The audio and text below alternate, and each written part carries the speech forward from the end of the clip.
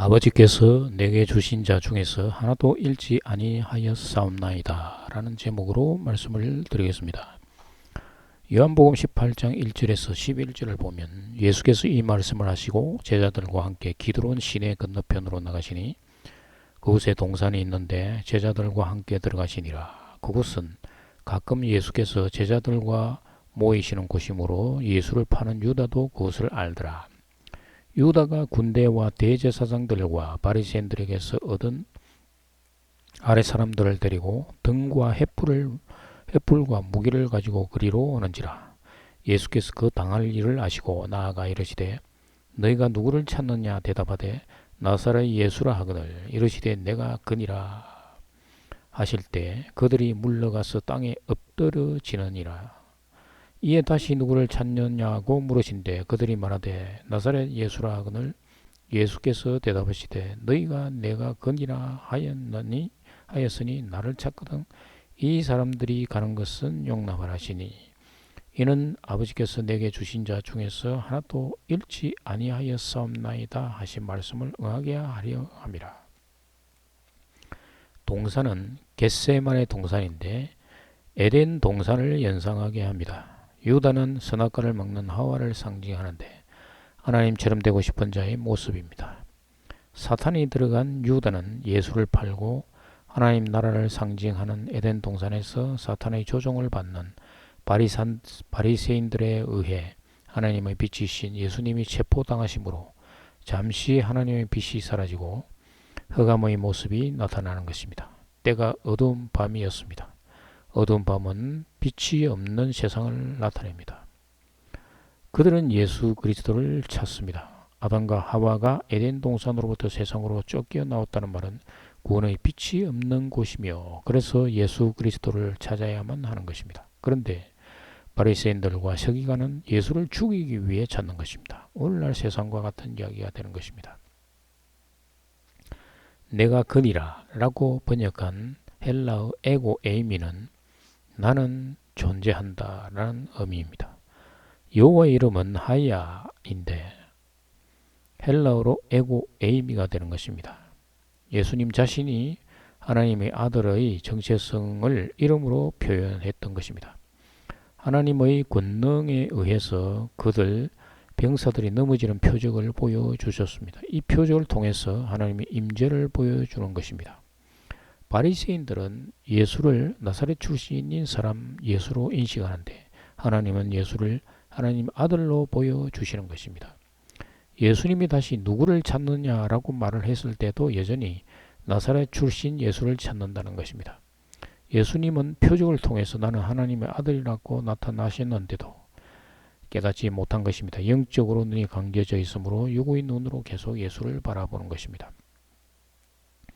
나를 찾거든 이 사람들이 가는 것은 용납하라 하시니 이 사람들은 예수님의 제자들입니다. 예수님은 겟세마네 동산에서 제자들이 부패한 세상에서 하나님의 일을 성취하는 자들임을 나타내시고 하나님 아버지와 그들과 하나가 되게 해달라고 하시며 지켜주실 것을 기도하신 바 있습니다. 그래서 제자들은 용납하라고 하신 것입니다. 제자들은 예수님이 십자가에서 죽고 부활하신 후에 성령을 받고 세상 끝까지 복음을 전해야 할 자들인 것입니다. 예수님이 육체를 가지고 있었으므로 활동하는 데 제약을 받을 수밖에 없었던 것입니다. 따라서 제자들을 통해서 또 다른 제자를 낳고 그 제자들이 다른 제자를 낳아서 성령 세례를 주는 것입니다. 그 와중에 예수님의 제자 베드로가 칼로 병사 중에 말고라는 자의 귀를 잘라버렸습니다. 그래서 예수님은 곧장 말고의 귀를 다시 원상태로 돌려주는 놀라운 기적을 보여주셨습니다. 그러나 그들은 그런 기적이 안중에도 없었습니다.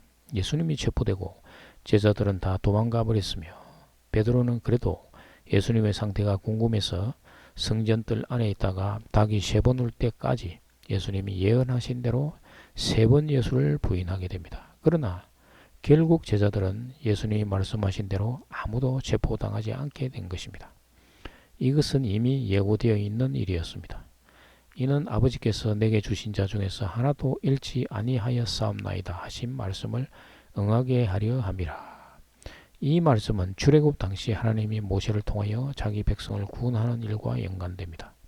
하나님은 백성들을 출애굽하여 가나안으로 들어가게 하셨는데 가나안 땅 앞에서 여호수아와 갈렙을 제외하고는 들어가면 다 죽는다라고 생각했던 것입니다. 결국 율법을 상징하는 모세는 가나안을 앞두고 죽었으며 모세의 역할을 여호수아가 맡게 되는 것입니다. 여호수아의 인도하에 이방인을 상징하는 갈렙과 19세 이하의 아이들, 광야에서 태어난 세 사람들만 가나안에 들어갔으며 나머지는 광야에서 다 죽었던 것입니다. 아버지께서 예수님께 주신 자는 12제자들입니다. 여호와 하나님이 모세에게 주신 자도 12지파의 대표라고 볼 수가 있는 것입니다. 12지파는 가나안으로 들어가 7족속과 싸우며 땅을 확보해 나간 것입니다. 아버지께서 내게 주신 자 중에서 하나도 잃지 아니하였사옵나이다 라고 하신 말씀은 하나님께서 주신 자는 변함없이 세상의 지배자인 사탄으로부터 지배를 당하는 자를 모두 다 건져내는 자를 의미하는 것입니다. 하나님께서 주신 자는 이미 정해진 것인가? 구원의 대상은 미리 택한 것은 아니지만 그리스도가 창세 전에 예정된 것처럼 그리스도의 역할을 대신해서 활동할 자들도 미리 예정된 것입니다. 이를 택하신 자들이라고 합니다. 부르심을 입은 자는 많지만 택함을 받은 자는 적다고 말씀하십니다. 그들은 하나님의 곳간을 맡은 서기관들이며 구약에서 레위인들이 이 역할을 했으나 마태복음 13장 52절에서 예수께서 이르시되 그러므로 천국의 제자된 서기관마다 마치 새것과 옛것을 그 곳간에서 내오는 집주인과 같으니라. 신약에서는 천국의 제자된 서기관이라고 표현합니다. 천국의 제자된 서기관은 누구인가? 천국의 비밀을 알고 있는 자입니다. 예수님은 마태복음 13장에서 씨 뿌리는 비유와 겨자 씨 비유, 밭의 가라지 비유를 통해서 천국의 비밀을 알고 있는 자와 없는 자를 표현하셨습니다. 그리고 마태복음 13장 11절에서 대답하여 이르시되 천국의 비밀을 아는 것이 너희에게는 허락되었으나 그들에게는 아니 되었나니 하나님은 예수님의 제자들에게는 천국의 비밀을 알게 허락하셨다는 말씀입니다. 당시 예수님의 제자들은 예수님으로부터 천국의 비밀에 대해서 들었지만 그것을 확실히 깨닫게 된 것은 그리스도의 부활 이후였습니다. 천국은 다름 아닌 성도의 심령 속의 하나님 나라인 것입니다. 예수와 함께 죽은 자는 심령 속에 옛 성전은 무너지고 새 성전이 세워진다는 것입니다. 그래서 성전에 그리스도가 재림에 들어가 그분이 주인이 되고 성도는 제사장으로 성전에서 그분을 모신다는 것이 이게 천국이라는 말입니다. 예수님의 12제자가 출애굽 당시의 모세의 역할을 하게 될 것입니다. 모세가 이스라엘 백성을 이끈 것은 마치 예수님이 제자들이 예수님의 양을 먹이는 것과 같은 것입니다. 부활하신 예수님은 베드로에게 내 양을 버리라고 말씀하셨습니다. 그리고 요한복음 21장 17절에서 세 번째 이르시되 요한의 아들 시몬아 너가 나를 사랑하느냐 하시니 주께서 세 번째 너가 나를 사랑하느냐 하심으로 베드로가 근심하여 이르시되 주님 모든 것을 아시오매 내가 주님을 사랑하는 줄을 주님께서 아시나이다.